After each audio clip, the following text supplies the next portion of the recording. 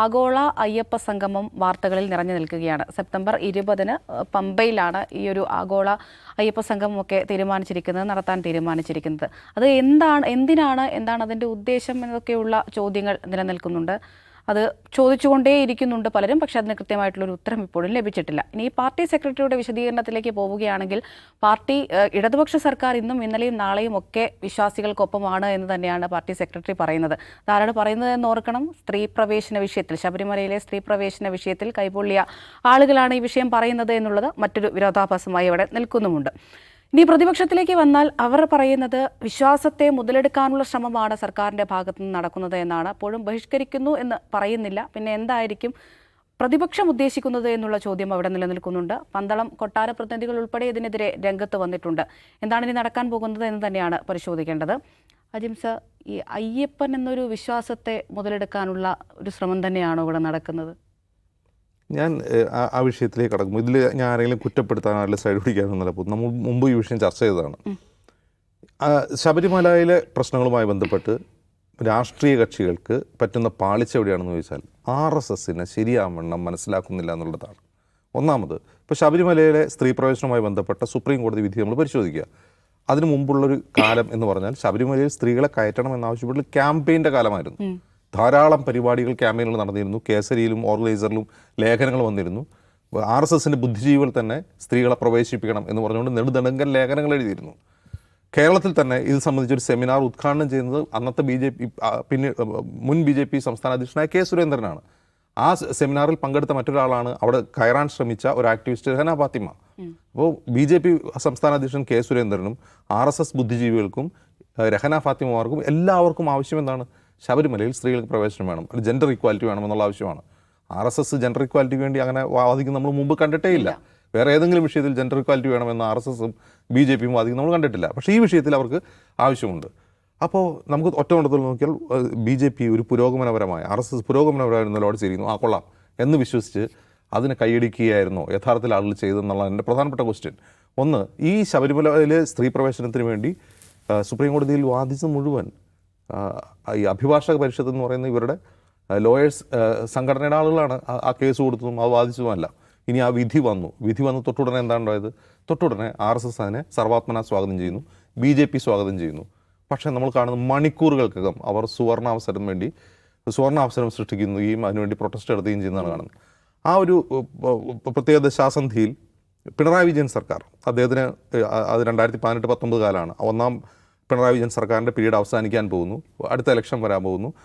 പിണറായി വിജയൻ സ്വയം തന്നെ താനൊരു തമിഴ്നാട്ടിലെ സ്റ്റാലിനെ പോലെ ഒരു പുരോഗമന മുഖമുള്ളൊരു മുഖ്യമന്ത്രിയായി സ്വയം പ്രതിഷ്ഠിക്കാൻ അദ്ദേഹം തീരുമാനിക്കുന്നു. അദ്ദേഹം ഈ സുപ്രീം കോടതി വിധിയെ അതാണ് ചെയ്യാൻ പറ്റുക, ഏത് സർക്കാരിനും അതാണ് ചെയ്യാൻ പറ്റുക, ആ വിധി നടപ്പാക്കുമെന്ന് പ്രഖ്യാപിക്കുന്നു. അവിടെ കൊണ്ട് നിന്നില്ല. പകരം ഈ സ്ത്രീ പ്രവേശനം നടപ്പിലാക്കുന്നതിൻ്റെ ഭാഗമായി കേരളത്തിൽ മുഴുവൻ നവോത്ഥാന സദസ്സുകൾ നടക്കുന്നു, വനിതാ മതിൽ നടക്കുന്നു. അങ്ങനെ ആ ഒരു സുപ്രീം കോടതി വിധിയുടെ അന്തസ്സത്ത ഉയർത്തിപ്പിടിച്ചുകൊണ്ട് അതിന് രാഷ്ട്രീയമായി ഏറ്റെടുത്ത് CPM മുന്നോട്ട് പോവുകയാണ്. അവിടെ കോൺഗ്രസ് എടുത്ത സമീപനം എന്താണ്? കോൺഗ്രസ് വളരെ റിഗ്രസീവായിട്ടുള്ള ഈ സുപ്രീം കോടതി വിധിയുടെ അന്തസ്സത്തെ തന്നെ ചോദ്യം ചെയ്യുന്ന ഒരു നിലപാടാണ് കോൺഗ്രസ് എടുത്തത്. കോൺഗ്രസും UDFലെ മറ്റ് കക്ഷികളും എടുത്തത്. കോൺഗ്രസും UDFലെ മറ്റ് കക്ഷികളും എടുക്കുന്നത് RSSൻ്റെ ഈ ഡബിൾ ഗെയിമിനെ തിരിച്ചറിഞ്ഞുകൊണ്ടല്ല. കോൺഗ്രസും UDFും ആ നിലപാട് സ്വീകരിക്കുന്നതെന്നാണ് വിശ്വാസികളിൽ, ശബരിമലയിലെ വിശ്വാസികളിൽ അയ്യപ്പ വിശ്വാസികളിൽ ബഹുഭൂരിഭാഗവും ശബരിമലയിലെ സ്ത്രീ പ്രവേശനത്തെ അനുകൂലിക്കുന്നില്ല എന്ന് മനസ്സിലായിക്കൊണ്ടാണ്. അങ്ങനെ നിലപാട് സ്വീകരിച്ചാൽ ഈ ആളുകളുടെ പിന്തുണ തങ്ങൾക്ക് നഷ്ടമാവും എന്നുള്ള ഇലക്ട്രൽ പൊളിറ്റിക്സ് മാത്രം മുന്നിൽക്കൊണ്ടുകൊണ്ടാണ് അവർ ആ നിലപാട് സ്വീകരിക്കുന്നത്. അത് ഭരണഘടനാപരമായ നിലപാടോ ജെൻഡർ ഇക്വാലിറ്റി സംബന്ധിച്ച് എന്തെങ്കിലും രാഷ്ട്രീയ നിലപാടോ അല്ല. പിന്നീട് എന്താ നാം കാണുന്നത്? ലോക്സഭാ തെരഞ്ഞെടുപ്പിൽ LDFന് കനത്ത തിരിച്ചടി ഉണ്ടാകുന്നു. CPM എന്ന പാർട്ടിയും LDFും വളരെ പെട്ടെന്ന് തന്നെ അവരുടെ മുൻ നിലപാടിൽ നിന്ന് പിന്നോട്ട് പോകുന്നു. അവർ ജനസമ്പർക്കം നടത്തി ജനങ്ങളോട് പറയുന്നു, ഞങ്ങൾ ഈ പരിപാടിക്കില്ല, കോടതി പറഞ്ഞപ്പോൾ കോടതി വിധി നടപ്പാക്കുകയാണ് നമ്മൾ ചെയ്തത്, അതിനപ്പുറം നമുക്ക് യാതൊരു താല്പര്യമില്ല, അവിടെ സ്ത്രീകൾ കയറിയതിൽ ഞങ്ങളുടെ സ്ത്രീകളല്ല, CPMൻ്റെ സ്ത്രീകളല്ല അവിടെ കയറിയത് എന്ന് പറഞ്ഞ് വിശദീകരിക്കുകയാണ് ചെയ്തത്. എന്നിട്ട് അവിടം കൊണ്ട് നിൽക്കാൻ ഇപ്പോൾ അതിനെതിരെ ഒരു റിവ്യൂ പെറ്റീഷൻ കോടതിയിലുണ്ടായിരിക്കുന്നു. ഈ റിവ്യൂ പെറ്റീഷൻ അവിടെ നിൽക്കുക, റിവ്യൂ പെറ്റീഷൻ കോടതി പരിഗണിച്ചിട്ടേ ഇല്ല, ഇതുവരെ പരിഗണിച്ചിട്ട് പോലുമില്ല. UDF കൊടുത്ത ഒരു സത്യവാങ്മൂലം തിരുത്തി LDF സർക്കാരിൻ്റെ കാലത്ത് ദേവസ്വം ബോർഡ് അഫിഡവിറ്റ് കൊടുത്തിട്ടുണ്ട്, സത്യവാങ്മൂലം കൊടുത്തിട്ടുണ്ട്, അതും കോടതി പരിഗണിച്ചിട്ടില്ല, ഒക്കെ അവിടെ നിൽക്കുകയാണ്. അപ്പോഴാണ് അയ്യപ്പ സംഗമം എന്ന പേരിൽ അയ്യപ്പന്മാരുടെ ഒരു സംഗമം നടത്തുന്നത്. ഞാൻ മുമ്പ് അതിനെ പിന്തുണച്ചിട്ടുള്ള ആളാണ്. കാരണം സർക്കാർ അയ്യപ്പ സംഗമം നടത്തുന്നതിനോ അല്ലെങ്കിൽ ശബരിമലയുമായി ബന്ധപ്പെട്ട ശബരിമലയുടെ ഇമ്പോർട്ടൻസ് ലോകത്തെ ഷോക്കേസ് ചെയ്യുന്ന എന്തെങ്കിലും പരിപാടുന്നതിനും നല്ല കാര്യമാണെന്ന് വിശ്വസിക്കുന്ന ഒരാളാണ് ഞാൻ. കാരണം അത് ശബരിമല എന്ന് പറയുന്ന ഒരു പിൽഗ്രിം സെൻറ്റർ കേരളത്തിൻ്റെ ഒരു സെക്യുലർ ഫാബ്രിക്കിനെ എങ്ങനെ രൂപപ്പെടുത്തി, നമ്മുടെ ഒരു മതേതര സ്വഭാവത്തെ ശബരിമല പോലെ ഒരു തീർത്ഥാടന കേന്ദ്രം എങ്ങനെയാണ് സ്വാധീനിക്കുന്നത്, ഗുണപരമായി സ്വാധീനിക്കുന്നത് എന്നുള്ള ഉത്തമ ബോധ്യത്തിലാണ്. അത് ഒരു സർക്കാർ ചെയ്യുന്നതിൽ ഒരു തെറ്റും പറയാനില്ല. പക്ഷേ സർക്കാർ ഈ ചെയ്യുന്നത് ഈ നമ്മൾ മുമ്പ് പറഞ്ഞിട്ടുള്ള ഈ നിലപാടുകളുടെയോ ഈ ആദർശത്തിൻ്റെയോ ഭരണഘടനാ മൂല്യങ്ങളുടെയോ അടിസ്ഥാനത്തിലല്ല. മുമ്പ് കോൺഗ്രസ് എങ്ങനെയാണ് റിഗ്രസീവ് നിലപാട് ശബരിമല യുവതീ പ്രവേശനത്തോട് സ്വീകരിച്ചത്, അതിന് മറ്റൊരു പതിപ്പാണ് നമ്മൾ ഈ കാണുന്ന അയ്യപ്പ സംഗമം. എന്താണ് മന്ത്രി വി എൻ വാസവൻ പറയുന്നത്? ബിന്ദു അമ്മിണിയെ ഞങ്ങൾ ഇതിൽ പങ്കെടുപ്പിക്കില്ല. കാരണം ബിന്ദു അമ്മിണി വിശ്വാസിയല്ല എന്ന് മന്ത്രി വി എൻ വാസവൻ പറയാണ്. എന്തിനങ്ങനെ പറയുന്നത്? അപ്പോൾ CPM-ൻ്റെയും സർക്കാരിൻ്റെ മുൻ നിലപാട് എന്താണ് ഈ വിഷയത്തിൽ? ആ നിലപാട് അവർ തിരുത്തിയിട്ടാണോ ഈ പുതിയ അയ്യപ്പ സംഗമം സംഘടിപ്പിക്കുന്നത്? ഈ അയ്യപ്പ സംഗമത്തിൽ സ്ത്രീകൾ മാത്രമാണോ, പുരുഷന്മാർ മാത്രമാണോ പങ്കെടുക്കുക? ഈ അയ്യപ്പ സംഗമത്തിൽ യുവതികൾക്ക് റോളൊന്നുമില്ലേ? ഈ ചോദ്യങ്ങൾക്ക് മറുപടി ഉണ്ടോ? ഇല്ല. അപ്പോൾ മുൻപ് UDF എന്ത് നിലപാടാണോ ശബരിമല വിഷയത്തിൽ സ്വീകരിച്ചത്, വോട്ട് കിട്ടാൻ വേണ്ടി, അയ്യപ്പ വിശ്വാസത്തിൽ വോട്ട് കിട്ടാൻ വേണ്ടി മാത്രം ഭരണഘടനാ മൂല്യങ്ങളെയും ജെൻഡർ ഇക്വാലിറ്റിയൊക്കെ തള്ളി പറഞ്ഞുകൊണ്ട് റിഗ്രസീവ് നിലപാട് സ്വീകരിച്ചെങ്കിൽ സെയിം നിലപാടാണ് ഇപ്പോൾ സ്വീകരിക്കുന്നത്. മറ്റൊന്ന്, CPM-നെ സംബന്ധിച്ച് വരാൻ പോകുന്ന ഒരു ഇലക്ഷൻ ഇയറാണ്. ഈ വർഷം അവസാനം പഞ്ചായത്ത് തെരഞ്ഞെടുപ്പ് നടക്കുന്നു, തൊട്ടുടനെ അസംബ്ലി ഇലക്ഷൻ നടക്കുന്നു. CPM-ൻ്റെ തന്നെ ഒരു പൊളിറ്റിക്കൽ സ്ട്രാറ്റജി പ്രകാരം അവർ കാണുന്ന അവരുടെ ഒരു കോൺസ്റ്റിറ്റ്യുവൻസി ഉണ്ട്, അവർ കാണുന്ന ഒരു വോട്ട് ബാങ്ക് ഉണ്ട്. ആ വോട്ട് ബാങ്കിനെ ഏകീകരിക്കാൻ ഏറ്റവും നല്ല മാർഗം ശബരിമലയെ ഒരു രാഷ്ട്രീയ ആയുധമാക്കുക എന്നുള്ളത് തന്നെയാണ്.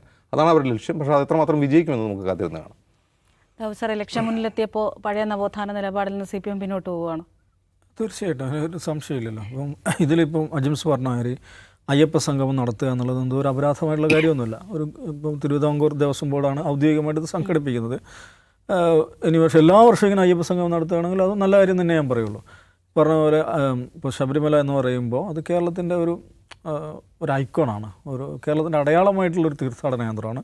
സൗത്ത് ഇന്ത്യയിൽ നിന്ന് വ്യാപകമായിട്ട് അവിടെ ആളുകൾ ആകർഷിക്കപ്പെടുന്നുണ്ട്.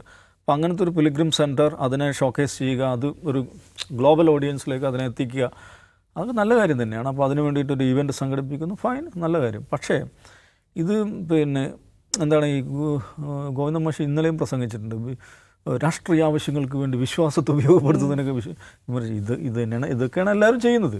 അപ്പോൾ ഇത് വേറെ ആളുകൾ ചെയ്യുമ്പോൾ അത് ഭയങ്കര വർഗീയത, പിന്തിരിപ്പൻ ആശയം ഇങ്ങനെയൊക്കെ പറയാം. നമ്മളെന്തോ ഒരു പുരോഗമനവാദികൾ, ഈ നിലപാട് ശരിയല്ല. എല്ലാ പാർട്ടികളെയും പോലെ തന്നെ ഒരു പാർട്ടിയാണ്, എല്ലാ പാർട്ടികളും ഇതൊക്കെ തന്നെയാണ് ചെയ്യുന്നത്. ഇപ്പോൾ അജിംസ് സംസാരിക്കുമ്പോൾ വെച്ചാൽ ആ ഒരു പദപ്രയോഗത്തോട് എനിക്ക് യോജിപ്പില്ല. ഇപ്പോൾ കോൺഗ്രസ് ഒരു റിഗ്രസീവ് ഇതിനകത്ത് റിഗ്രസീവ്, പ്രോഗ്രസീവ് ഇങ്ങനെയൊക്കെയുള്ളൊരു ബൈനറി ഉണ്ടാക്കി ഞങ്ങൾ പ്രോഗ്രസീവ് ഫോഴ്സാണ്, ബാക്കിയെല്ലാം റിഗ്രസീവാണ് എന്നത് ഒട്ടുമേ ശരിയല്ല എന്ന നിലപാടുകാരനാണ് ഞാൻ. ഇപ്പം ഈ ശബരിമല വിധിയിൽ പോലും എനിക്ക് വേറൊരു ടേക്കാണുള്ളത്. നോക്കൂ, ശബരിമല സ്ത്രീ പ്രവേശനവുമായി ബന്ധപ്പെട്ട് സുപ്രീം കോടതിയുടെ 5-അംഗ ബെഞ്ചാണ് അതിൽ വിധി പ്രസ്താവിക്കുന്നത്. അതിൽ ഒരാളുടെ വിയോജന വിധിയുണ്ട്. ജസ്റ്റിസ് ഇന്ദു മൽഹോത്രയുടെ വിയോജന വിധിയുണ്ട്. ജസ്റ്റിസ് ഇന്ദു മൽഹോത്രയുടെ അവരുടെ ഡിസൻ നോട്ട് ഞാൻ മുഴുവൻ വായിച്ചതാണ്. അത് one of the best scholarly dictated judgement ആയിട്ടാണ് ഞാൻ കാണുന്നത്. ഇന്ത്യൻ യാഥാർത്ഥ്യങ്ങൾ എന്താണ്, ഇന്ത്യയിൽ സെക്യുലറിസം എന്നതുകൊണ്ട് ഉദ്ദേശിക്കുന്നത് എന്താണ്? സെക്യുലറിസം എന്ന് പറയുമ്പോൾ ഒരു ഫ്രഞ്ച് വേർഷൻ, അതിൻ്റെ ഒരു വെസ്റ്റേൺ വേർഷൻ, ഇന്ത്യൻ വേർഷൻ ഉണ്ട്. അപ്പോൾ ഇന്ത്യൻ കോണ്ടെക്സ്റ്റിൽ സെക്യുലറിസം എന്താണ് എന്നതിനെ കുറിച്ചിട്ടുള്ള അത് ഭയങ്കര ഡിബേറ്റബിളായിട്ടുള്ളൊരു ടോപ്പിക്കാണ്. അപ്പോൾ അതിൽ ഇന്ത്യൻ കോണ്ടെക്സ്റ്റിൽ നിന്നുകൊണ്ടുള്ള അങ്ങേയറ്റം പണ്ഡിതോചിതമായിട്ടുള്ള ഒരു നോട്ടായിട്ടാണ് ഇന്ദു മൽഹോത്രയുടെ ആ വിധിയെ ഞാൻ കാണുന്നത്. കാരണം അവർ നിങ്ങൾ കൊണ്ടു നടക്കുന്ന നിങ്ങളുടെ ഒരു ഈ ജെൻഡർ ഇക്വാലിറ്റി അല്ലെങ്കിൽ ഇതിനെതിരായ ഈക്വാലിറ്റി എന്നൊക്കെ പറയുന്ന സാമാന്യമായിട്ടുള്ള തത്വങ്ങൾ, അതിന് നിങ്ങൾ എങ്ങനെയാണ് ഒരു പ്രായോഗിക ഇതിലേക്ക് കൊണ്ടുവരുന്നത് എന്നത് അവിടെ ഉണ്ടാകുന്ന ഒരു കോൺഫ്ലിക്റ്റ്. അപ്പം അവർ പറയുന്ന ഈക്വാലിറ്റിയുമായി ബന്ധപ്പെട്ട പ്രിൻസിപ്പിളുകൾ, അതേപോലെ തന്നെ പ്രധാനമാണ് വിശ്വാസ സ്വാതന്ത്ര്യം എന്ന് പറയുന്ന പ്രിൻസിപ്പിൾ. അതൊരു കോൺസ്റ്റിറ്റ്യൂഷണൽ വാല്യൂ ആണോ? ഇത് രണ്ടും നമ്മളൊരു കോൺഫ്ലിക്റ്റ് ഇവിടെ വരുന്നുണ്ട്. അപ്പോൾ അവിടെ ഒരു സ്വീപ്പിംഗ് സ്റ്റേറ്റ്മെൻറ്റുകൾ, ഈക്വാലിറ്റി, ജെൻഡർ ഈക്വാലിറ്റി അല്ലെങ്കിൽ സെക്യുലറിസം എന്നൊക്കെയുള്ള സ്വീപ്പിംഗ് സ്റ്റേറ്റ്മെൻറ്റുകൾ ഉപയോഗിച്ചിട്ട് കാര്യങ്ങൾ നടപ്പിലാക്കാൻ പറ്റില്ല എന്നാണ് ഇന്ദു മൽഹോത്ര പറയുന്നത്. അപ്പോൾ അവർ ഈ പറയുന്ന ശബരിമലയിലെ അയ്യപ്പ ക്ഷേത്രത്തിലെ സ്ത്രീകൾ, നിശ്ചിത പ്രായ ഘടനയ്ക്കകത്തുള്ള സ്ത്രീകൾക്ക് അവരെ പ്രവേശനം നിഷേധിക്കുന്നു എന്ന് പറയുമ്പോൾ സ്ത്രീകൾക്കെതിരായുള്ളൊരു വിവേചനമാണോ, അതല്ല ഈ ശബരിമലയിലെ ആ പെർട്ടിക്കുലർ ഡേറ്റ് അതുമായി ബന്ധപ്പെട്ട ഒരു പെർട്ടിക്കുലർ ബിലീഫ് സിസ്റ്റം ആണോ എന്നുള്ളൊരു ക്വസ്റ്റ്യൻ ഉണ്ട്. അപ്പോൾ മറ്റ് അയ്യപ്പ ക്ഷേത്രങ്ങളിൽ സ്ത്രീകൾക്ക് പ്രവേശനത്തിന് വിലക്കില്ല, മറ്റു ക്ഷേത്രങ്ങളിൽ പ്രവേശനത്തിന് വിലക്കില്ല. അപ്പോൾ ശബരിമല അയ്യപ്പ ക്ഷേത്രത്തിൽ മാത്രം ഒരു ഗിവൺ ഏജിൽപ്പെട്ട സ്ത്രീകൾക്ക് പ്രവേശന വിലക്ക് ഏർപ്പെടുത്തുമ്പോൾ അവിടെയുള്ള ഒരു സ്പെസിഫിക് സെറ്റ് ഓഫ് റിച്വലാണത്. ഹിന്ദു മൽഹോത്രയുടെ വിധിയിൽ അവർ ഉപയോഗിക്കുന്ന വാക്കുണ്ട്. അതൊരു ഒരു റിലീജിയസ് ഡിനോമിനേഷനായിട്ട് നമ്മൾ കാണണം. അപ്പോൾ അതൊരു റിലീജിയസ് ഡിനോമിനേഷനാണ്, അവരുടെ ഫണ്ടമെൻ്റൽ റൈറ്റിൻ്റെ ഭാഗമായിട്ടുള്ളതാണ്. അത് വയലേറ്റ് ചെയ്തതെന്നാണ് അവർ പറയുന്നത്. അപ്പോൾ അതുകൊണ്ട് ശബരിമലയിലെ സ്ത്രീ പ്രവേശനത്തെ അനുകൂലിക്കുന്ന ആളുകളെല്ലാവരും റിഗ്രസീവ് ഫോഴ്സ്, അതിനെ എതിർക്കുന്ന ആളുകൾ റിഗ്രസീവ്, അതിനുവേണ്ടി നിൽക്കുന്ന ആളുകൾ പ്രോഗ്രസീവ്, ഞങ്ങൾ ഭയങ്കര പ്രോഗ്രസീവ്, ഇതൊന്നും എടുക്കാൻ പോണില്ല, ഇതൊന്നും നിലനിൽക്കാൻ പോണില്ല. എന്നിട്ട് ഈ പറയുന്ന പ്രോഗ്രസീവ് ഫോഴ്സ് ആയിട്ടുള്ള ഇടതുപക്ഷം ഇവരുടെ ഈ പുരോഗമന നിലപാടുകൾ സംരക്ഷിക്കാൻ വേണ്ടിയിട്ട് നവോത്ഥാന സംരക്ഷണ സമിതി ഉണ്ടാക്കി. ആരാ അതിൻ്റെ നേതാവാക്കിയത്? കേരളത്തിന് തെക്ക് മുതൽ വടക്ക് വരെ വർഗീയത തുപ്പി നടക്കുന്നൊരു മനുഷ്യനെ പിടിച്ചിട്ട് അതിൻ്റെ ചെയർമാനോ ജനറൽ കൺവീനറോ എന്തോ ആക്കി. കർസേവക്ക് പോയിട്ട് അന്ന് പൊട്ടിച്ചു കൊണ്ടുവന്ന കല്ല് വീട്ടിൽ സൂക്ഷിച്ച് വെച്ചിട്ടുണ്ടെന്ന് അഭിമാനപൂർവ്വം പറഞ്ഞ ഹാദിയ എന്ന് പറയുന്ന പെൺകുട്ടിയെ പച്ചക്ക് ബലാത്സംഗം ചെയ്യണമെന്ന് ഫേസ്ബുക്കിൽ എഴുതിയ ആൾ അതിൻ്റെ ജോയിൻറ്റ് സെക്രട്ടറിയോ എന്തോ ആക്കി വെച്ചു. എന്താ അങ്ങേരുടെ പേര്? സുഗതൻ എന്ന് പറഞ്ഞിട്ട്. ആരത്? ഖലീഫ സുഗതൻ. അയാൾ ഖലീഫ ഉമറാണെന്ന് നമ്മുടെ ഈ KT ജലീൽ പ്രസംഗിച്ച് കിടന്ന്. ഇതൊക്കെ ഭയങ്കര പുരോഗമന പരിപാടിയാണ്, നമ്മളൊക്കെ വിശ്വസിക്കണം. ഇപ്പം എല്ലാ പാർട്ടികളും ചെയ്യുന്നത് ഇതൊക്കെ തന്നെയാണ്. ഞാനതിന് വിശ്വാസികളെ ചൂഷണം ചെയ്യാമെന്ന് പോലും പറയുന്നില്ല. ഇപ്പോൾ അയ്യപ്പ ക്ഷേത്രം, ശബരിമല അയ്യപ്പ ക്ഷേത്രം എന്ന് പറയുന്നത് വളരെ പവിത്രമായി വളരെ പ്രാധാന്യത്തോടു കൂടി മഹാഭൂരിപക്ഷം ഹിന്ദു വിശ്വാസികളും കാണുന്ന ഒരു ഇതാണ്. അവിടുത്തെ തീർത്ഥാടനം വളരെ പ്രധാനമാണ്. അതുമായി ബന്ധപ്പെട്ട് ഒരു പ്രോഗ്രാം സംഘടിപ്പിക്കുന്നു. അത് അവർ ചൂഷണം ചെയ്യലൊന്നുമില്ല, അതിനോട് താതാത്മ്യപ്പെടുക എന്ന് പറയുന്ന ആ മനുഷ്യരുടെ വിശ്വാസ സങ്കല്പങ്ങളുമായി ഫെയ്ത്ത് സിസ്റ്റവുമായിട്ട് അതിനോട് ചേർന്ന് നിൽക്കുക എന്ന് പറയുന്ന സംഗതിയാണ്. അത് ഭരണകൂടം ചെയ്യുന്നു, ഫൈൻ, ചെയ്യട്ടെ.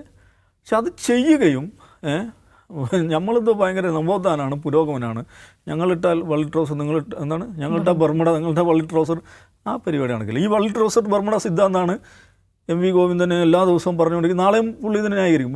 ഇപ്പം സ്ത്രീ പ്രവേശനം അടഞ്ഞ അധ്യായമാണെന്ന് ഞാൻ പറഞ്ഞിട്ടില്ല, കഴിഞ്ഞു പോയ അധ്യായമാണെന്നാണ് പറഞ്ഞത്. ഇതൊക്കെ ആരോടാ പറയുന്നത്? ഇങ്ങനെ ഉപയോഗിക്കുന്ന വാക്കുകൾ കൊണ്ടുള്ള ഈ ട്രിപ്പീസ് കളിയുണ്ടല്ലോ, ഇത് ഭയങ്കര ബോറാണെന്ന് ഒന്ന് അദ്ദേഹത്തോട് പറഞ്ഞു കൊടുക്കാൻ ആരും ആ പാർട്ടിയിലില്ല എന്നുള്ളതാണ്. ഭയങ്കര ബോറാണത്. കുറേ വാക്കുകൾ അലക്ഷ്യമായിട്ട് അവിടുന്ന് ഇവിടുന്ന് എടുത്തിട്ട് ഇങ്ങനെ ചേർത്ത് വെക്കുക, എന്നിട്ട് അതിങ്ങനെ പറയുക. അത് പറയുന്ന ആൾ ഭയങ്കര സൈദ്ധാന്തികനാണ്, താത്വികാചാര്യനാണ് എന്നൊക്കെ വിചാരിക്കുക. ഇതൊക്കെ നമ്മൾ മലയാളികൾ വിശ്വസിക്കുമെന്നാണ് വിചാരിക്കുന്നത്. അയ്യപ്പ സംഗമം നോക്കൂ, ഞങ്ങൾ തിരഞ്ഞെടുപ്പ് വരാൻ പോവുകയാണ്. തിരഞ്ഞെടുപ്പ് വരുമ്പോൾ മഹാഭൂരിപക്ഷം ആളുകളും വിശ്വസിക്കുന്ന ഒരു സംഗതിയുമായി ബന്ധപ്പെട്ട് ഒരു പരിപാടി നടത്തുകയാണ്. അത് ആ നിലക്ക് അംഗീകരിക്കുക. ഇനി മുമ്പ് ശബരിമലയിലെ ഈ ബിലീഫ് സിസ്റ്റം കൊണ്ടു നടക്കുന്ന ആളുകൾ അവരെന്തോ റിഗ്രസീവ് ഫോഴ്സ്, അതിനെതിരെയുള്ള ഭയങ്കരമായുള്ള നവോത്ഥാന വിപ്ലവം നടത്തിയ ആളുകൾ ഞങ്ങൾ ഈ ജാതി നാടകങ്ങളൊക്കെ അവസാനിപ്പിക്കുക. എല്ലാ പാർട്ടികളും ചെയ്യുന്ന കാര്യങ്ങളൊക്കെ ചെയ്യുന്നൊരു പാർട്ടിയാണ് ഞങ്ങളും എന്ന് അങ്ങനെ അങ്ങ് കാണുക, കുറച്ച് ലൂസായിട്ട് എടുക്കുക. അയ്യപ്പ സംഗമം നല്ല നിലയിൽ നടക്കട്ടെ. അപ്പോൾ ഇപ്പോൾ തിരഞ്ഞെടുപ്പ് നടക്കുമ്പോൾ അതിൽ സർക്കാർ നേട്ടം കാണുന്നുണ്ട്. ഒരു പൂഴിക്കടക്കാൻ പ്രതിപക്ഷം ഇട്ടിട്ടുണ്ട്. പ്രതിപക്ഷം പറഞ്ഞു ഞങ്ങളതിൽ പങ്കെടുക്കണം, എന്ത് ചെയ്യണം? നിങ്ങൾ മുമ്പ് സുപ്രീം കോടതിയിൽ ഈ പറയുന്ന നവോത്ഥാന കാലത്ത് സുപ്രീം കോടതിയിൽ കൊടുത്തുള്ള സത്യവാങ്മൂലമുണ്ട്. അതിൽ നിങ്ങളുടെ ഇപ്പോഴത്തെ പൊസിഷൻ എന്താണ് അത് വ്യക്തമാക്കണം.